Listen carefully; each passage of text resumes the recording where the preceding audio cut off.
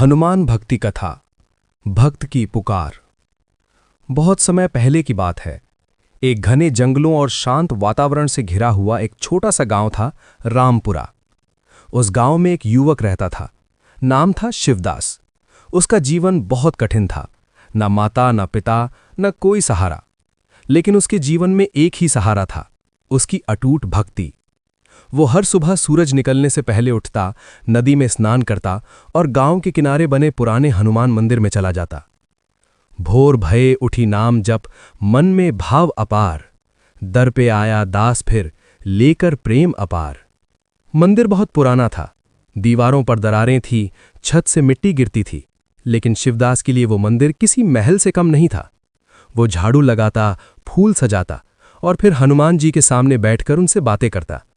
प्रभु, सबके पास कोई ना कोई होता है, लेकिन मेरे पास सिर्फ आप हो। उसकी आंखों में आंसू आ जाते, लेकिन चेहरे पर मुस्कान बनी रहती। जिसका कोई न जगत में, उसका तू आधार।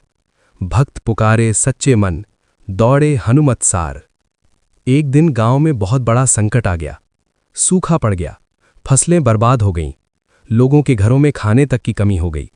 गांव के लोग मंदिर आना भी छोड़ने लगे। लेकिन शिवदास, वो हर दिन आता रहा। प्रभु, आज भी मैं आया हूं। भले ही दुनिया आपको भूल जाए, मैं नहीं भूलूंगा। उसकी आवाज में दर्द था, लेकिन विश्वास अटूट। सूखा पड़ा धरती बनी, दुख से भरा जहान। एक अकेला भक्त था, करता प्रभु का ध्यान। एक रात जब शिवदास मंदिर में ही सो गया था, तभी अचानक मंदिर के अंदर एक तेज प्रकाश फैल गया। उसने अपनी आंखें खोली और जो उसने देखा, उसका दिल जोर से धड़कने लगा। उसके सामने एक दिव्य आकृति खड़ी थी। लाल वर्ण, विशाल शरीर, गदा हाथ में, स्वयं हनुमान जी।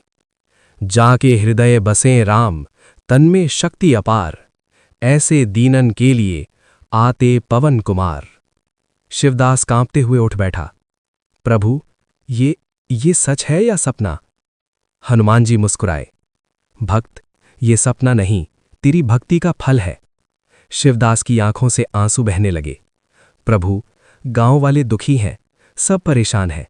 आप सबकी मदद क्यों नहीं करते? हनुमान जी ने गंभीर होकर कहा। शिवदास, जब तक मन में विश्वास नहीं होता, तब तक कृपा का द्वार नहीं खुलता। जहां न हो विश्वास मन, वहां न कृपा ठहराए। भक्ति बिना जो जीवन है, सूना सूना जाए। लेकिन तू अलग है, हनुमान जी बोले। तूने कभी मेरा साथ नहीं छोड़ा। फिर उन्होंने शिवदास को एक संकेत दिया। कल सुबह मंदिर के पीछे वाले पुराने वटवृक्ष के पास जाना, वहीं तुम्हें समाधान मिलेगा। और इतना कहकर वो प्रकाश धीरे धीरे गायब हो गया। सुबह होते ही शिवदास दौड़ता हुआ उस वृक्ष के पास पहुंचा।